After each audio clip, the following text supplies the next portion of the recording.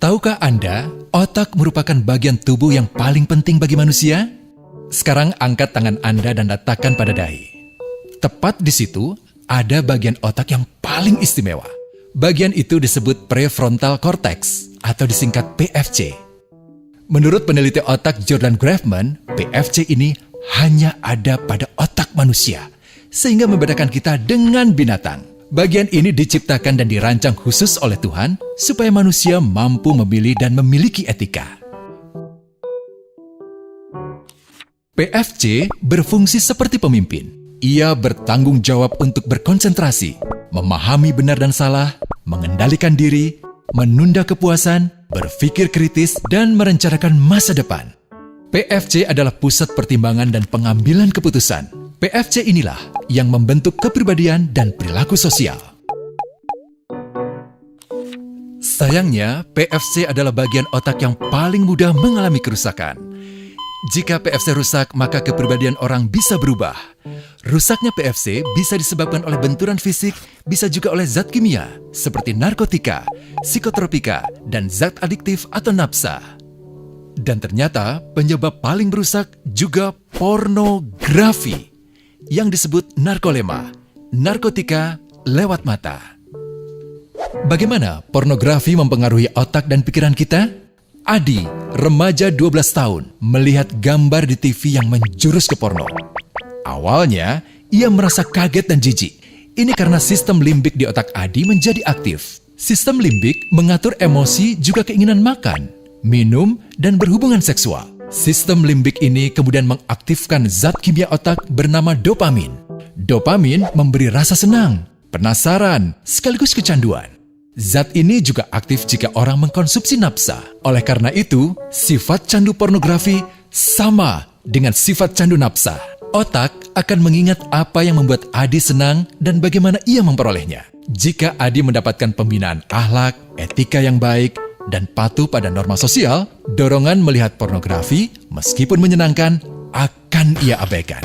Namun karena hal itu tidak ada pada diri Adi, ketika ia sedang merasa bosan dan ingin mencari kesenangan, otak akan mendorongnya agar melihat pornografi lagi. Namun lama-lama, Adi bosan melihat jenis gambar yang sama, dan butuh yang lebih porno untuk memicu rasa senang. Sekarang, dengan internet, pornografi menjadi jauh lebih mudah didapat. Pertama, Adi membuka internet dan tidak sengaja melihat gambar yang menjurus ke porno. Berikutnya, ia sengaja membuka lagi untuk melihat yang lebih porno. Awalnya melihat yang sedikit terbuka, lama-lama semuanya terbuka. Awalnya melihat 1 menit, lama-lama 1 jam. Adi mengalami kecanduan pornografi. Bagaimana kerusakan PFC akibat kecanduan pornografi? Secara alamiah, dopamin dialirkan dari sistem limbik ke PFC. Orang yang kecanduan pornografi akan mengalirkan dopamin secara berlebihan sehingga membanjiri PFC. PFC menjadi tidak aktif karena terendam dopamin. Semakin sering PFC tidak aktif, ia akan semakin mengerut dan fungsinya terganggu. Sistem limbik justru akan berkembang semakin besar karena terus mengaktifkan dopamin, sehingga Adi cenderung untuk terus mencari kesenangan tanpa takut atas akibatnya. Jika tidak ditangani segera, Adi berpeluang besar menjadi pelanggan pornografi seumur hidup dan mengalami kerusakan otak di bagian PFC. Awalnya, ia akan kehilangan konsentrasi, penurunan kemampuan menimbang benar dan salah, serta berkurangnya kemampuan mengambil keputusan. Lama-lama, besar kemungkinan ia akan melakukan masturbasi, oral seks, hubungan seksual suka sama suka, dan mudah berganti-ganti pasangan seksual. Pernikahan dianggap tidak penting. Pasangan dianggap hanya sebagai objek seksual semata, cenderung merendahkan derajat dan kehormatan lawan jenis. Selera hubungan seksualnya pun tidak sehat dan seenaknya, kasar sampai tega memperkosa. Manusia jadi tidak ada bedanya dengan binatang. Inilah dampak yang terjadi akibat kerusakan PFC.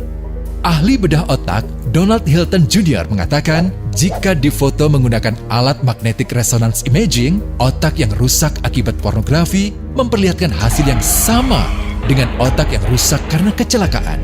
Ia juga mengatakan, Berbeda dengan dampak nafsa yang merusak otak di 3 bagian, pecandu pornografi yang sudah melakukan hubungan seks dengan anak-anak mengalami kerusakan otak di 5 bagian. Terbukti, pornografi pada anak lebih bersifat merusak karena PFC belum matang dengan sempurna. Tapi untungnya, otak anak yang belum sempurna ini masih mudah dibentuk. Pengaruh pornografi bisa lebih mudah dihilangkan asal ada usaha untuk memulihkan dengan sabar, terutama oleh ayah ibu, keluarga, dan orang terdekat.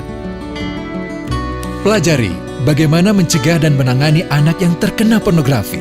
Mari lindungi generasi kita dari bencana pornografi dan kejahatan seksual.